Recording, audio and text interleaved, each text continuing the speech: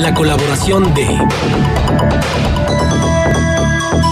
Ni AMLover ni AMLo-hater. La respuesta no está en amar u odiar, sino en asumir con frialdad la complejidad de la realidad. Ese es el tema que nos comparte esta mañana Carlos Arredondo Cibaja, periodista y académico. Carlos, un gusto saludarte. Muy buenos días.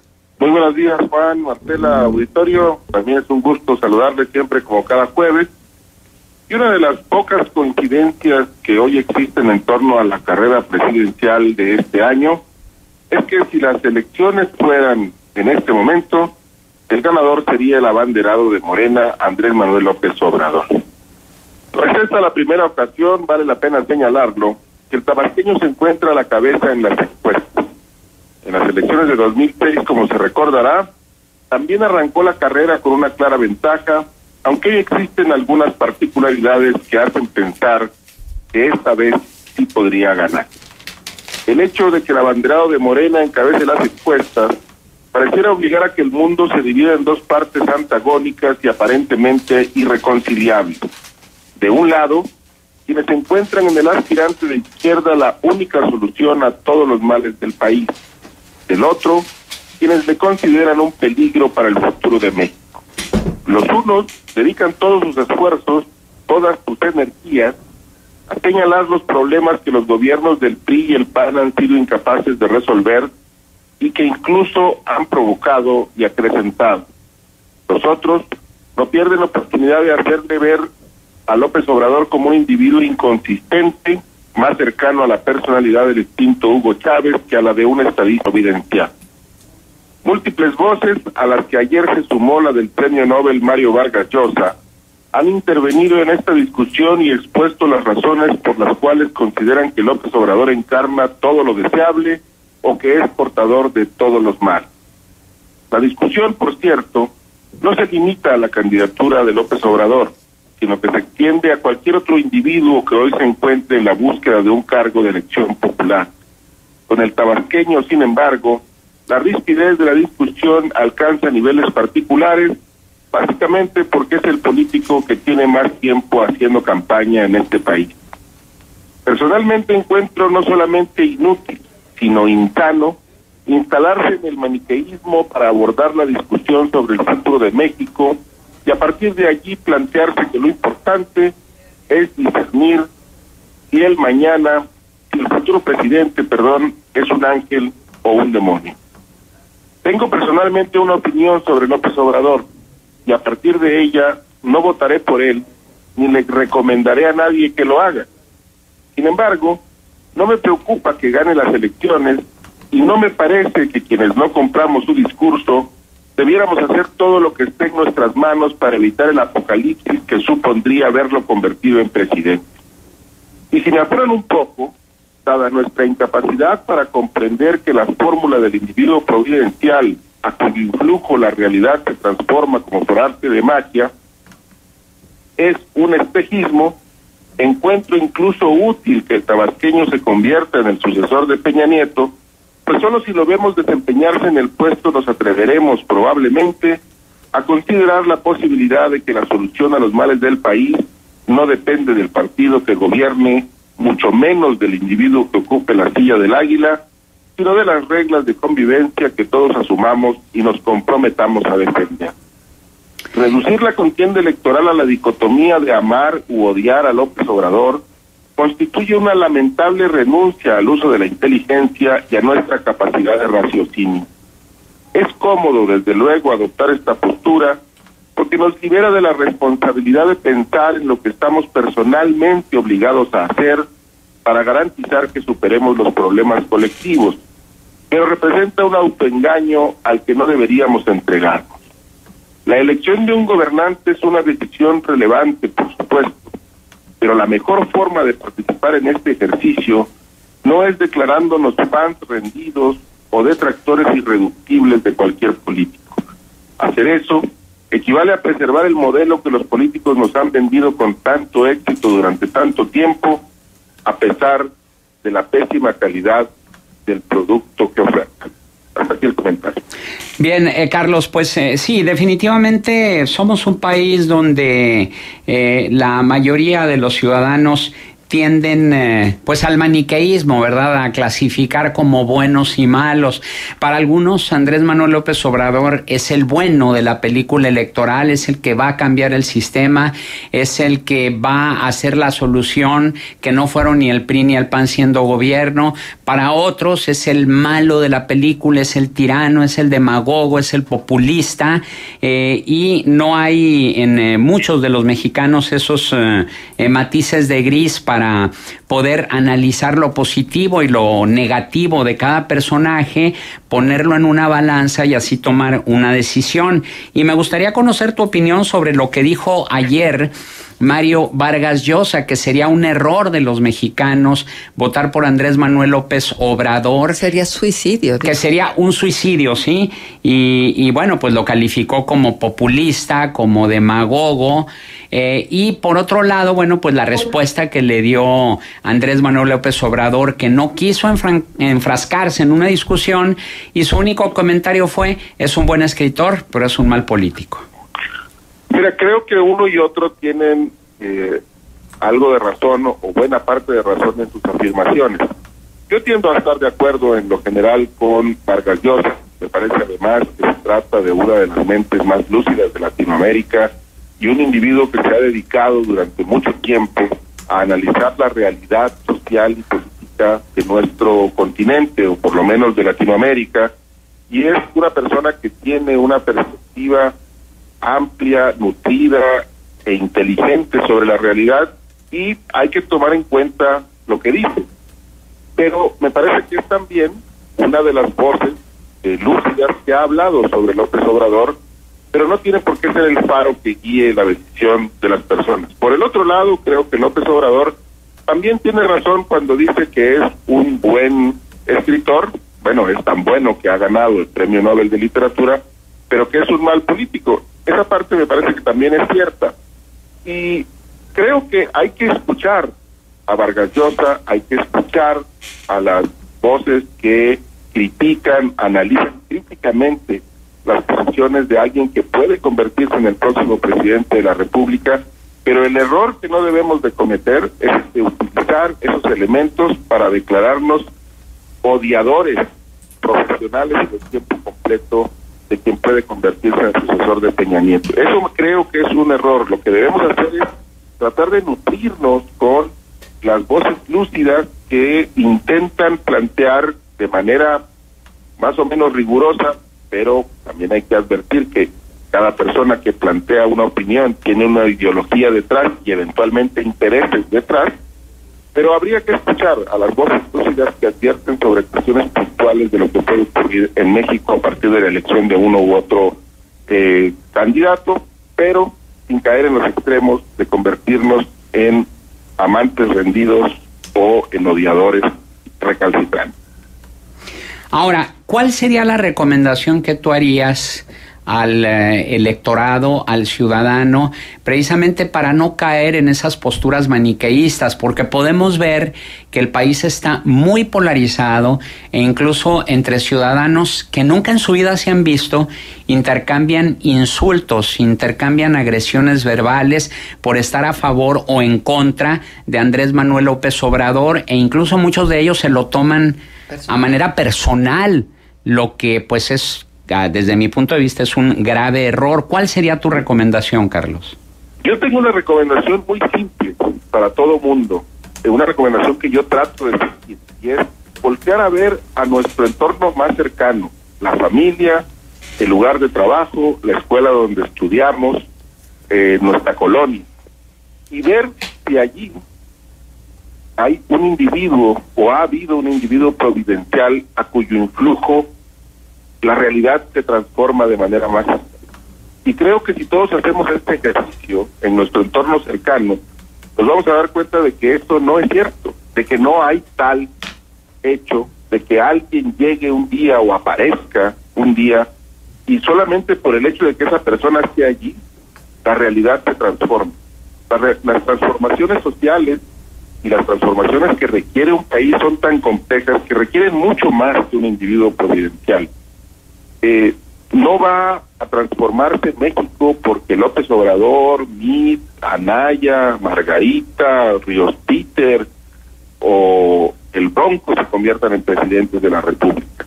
Es importante, por supuesto, que el individuo tenga un mínimo de integridad personal, que tenga un código de ética, que haya demostrado en el pasado no ser un vulgar ladrón, como hemos tenido tantos en el servicio público. Sí es cierto, eso es importante, pero no es determinante. El hecho de que una buena persona, una persona decente, llegue al poder, no es la varita mágica que va a resolver los problemas del país. Todos los demás tenemos que hacer cosas en nuestro entorno también. Y entonces yo creo que si uno es capaz de entender que no va a cambiar mágicamente la realidad, porque fulano, sutano o mengano lleguen al poder, es el primer paso para no caer en esta trampa de convertirse en detractor recalcitrante o en admirador rendido que no piensa en la realidad en términos centrales.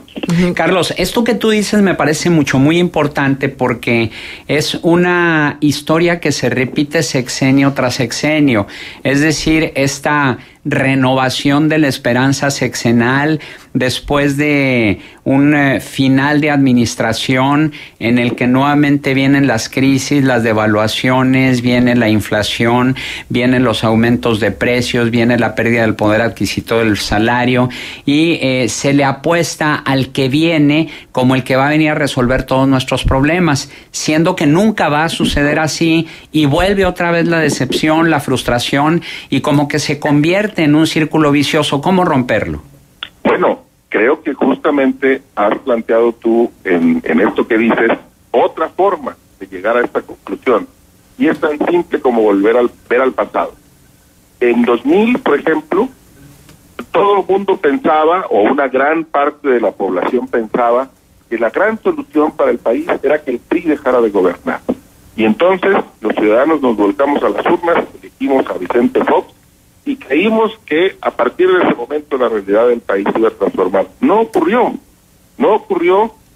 Yo creo personalmente, no porque Vicente Fox no tuviera voluntad o no quisiera hacerlo o no tuviera en la mente el deseo de pasar a la historia como el presidente que transformó la realidad del país dejando atrás una era de oscurantismo, por utilizar un término conveniente. No ocurrió. ¿Sí?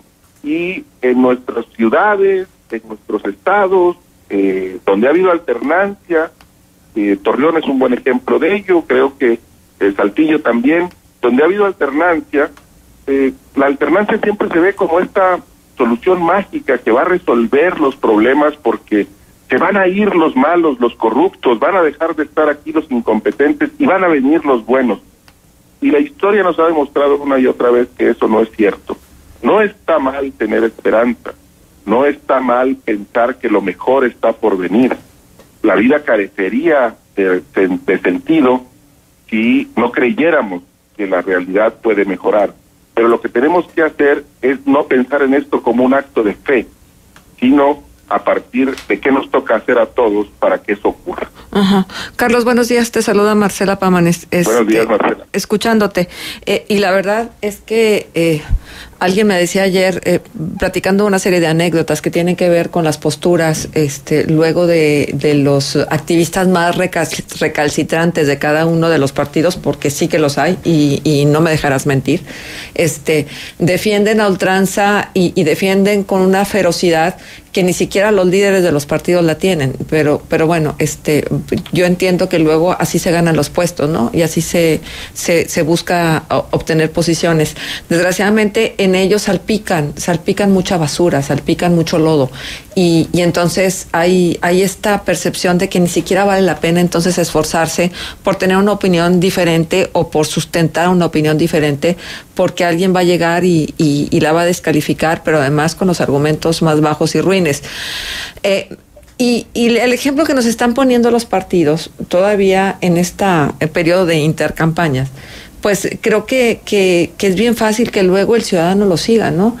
Enloda, ensucia, descalifica, inventa historias, produce fake news, busca que la imagen del candidato y del partido caiga lo más abajo posible, bajo cualquier argumento y en cualquier circunstancia. No importa lo que deje después, lo importante es capitalizar políticamente ese desprestigio. Y entonces, pues el ciudadano se mueve porque finalmente tiene un paradigma, tiene un modelo, tiene un ejemplo a seguir. Desgraciadamente, insisto, esto está siendo sumamente letal, no nada más para la construcción, que todavía estamos en proceso de ella, que no se nos olvide de la democracia, sino en el ambiente que priva.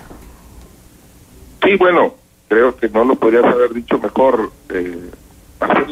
Las campañas políticas en México en general son una convocatoria al suicidio.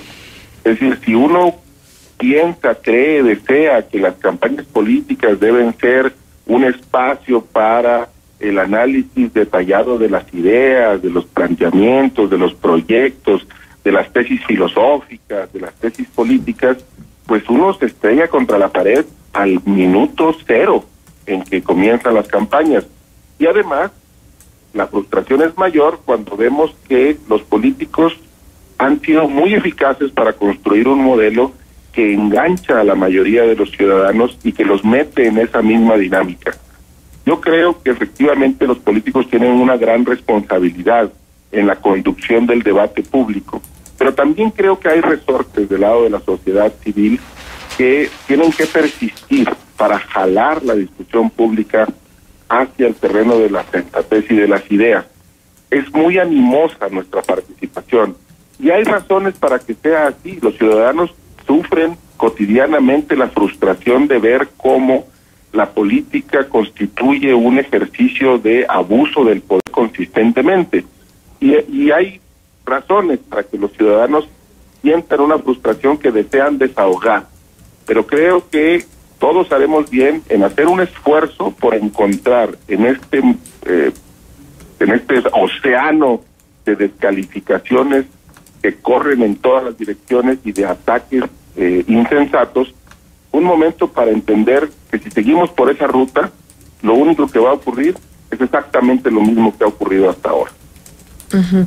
Pues terrible, ¿no? Porque finalmente pues siempre estamos en este proceso de producción de la democracia que no terminamos de concretar. Yo no sé si sea ad infinitum esta situación que estamos viviendo y que sea una característica similar en otros países. No lo sé, seguramente tú sí, pero nunca terminamos. Siempre estamos como en el arranque, en el inicio, en el querer, en el buscar, sentar los cimientos para fortalecer la democracia, y resulta que nunca, esos cimientos nunca son lo suficientemente sólidos. No sé si porque estamos en un país que tiembla mucho. Bueno, pero entonces eso debería ocurrir solo en la Ciudad de México y en la costa del Pacífico. Pero no, tienes razón en el sentido de que parece que nunca terminamos, ya no de concretar la tarea, pareciera que nunca terminamos de comenzarla, que seguimos ahí en estos estadios más primitivos de la consolidación de la democracia y que no somos capaces de escapar de allí. Y mi respuesta frente a eso es que es cierto, y lo es, porque los políticos han sido muy eficaces en vendernos la idea de que la democracia se agota en las elecciones. Personalmente lo he dicho en otras ocasiones y lo reitero, y personalmente cada vez me encuentro más convencido de que lo importante no es quién gobierna, lo importante es cómo construimos un sistema de reglas y de instituciones públicas que sean capaces de resistir la veleidad, la incompetencia y los ánimos de ejercicio despótico del poder de nuestros políticos. Creo que esa es la ruta y por eso yo insisto mucho en que no nos vayamos con la idea de que el asunto está en encontrar al individuo providencial que va a resolver mágicamente los problemas del país simplemente porque es bueno. Carlos, nos queda menos de un minuto, pero hay un radioescucha que tiene una pregunta para ti. Dice, ¿cómo afecta la participación de la PGR en estas elecciones? Ayer se hizo público el video de Anaya cuando acudió a esa dependencia. ¿No es un error muy grande? ¿No contribuye a calentar más el ambiente? Pregunta radioescucha. No solamente no es un error muy grande, me parece que es una torpeza mayúscula de parte de una institución que tiene que trabajar cotidianamente para ganarse el respeto y la credibilidad de los ciudadanos, que caigan en la trampa de creer que es inocuo y que no importa si distribuyen un video que claramente tiene la intención, o por lo menos todo mundo lo puede interpretar así, de exhibir a un candidato para minar su credibilidad frente al público. Parece una torpeza mayúscula. Bien, Carlos Arredondo, ¿algún punto de contacto? Me pueden encontrar en Twitter en @cibaja3 o en Facebook como... Gracias, Carlos Arredondo Cibaja.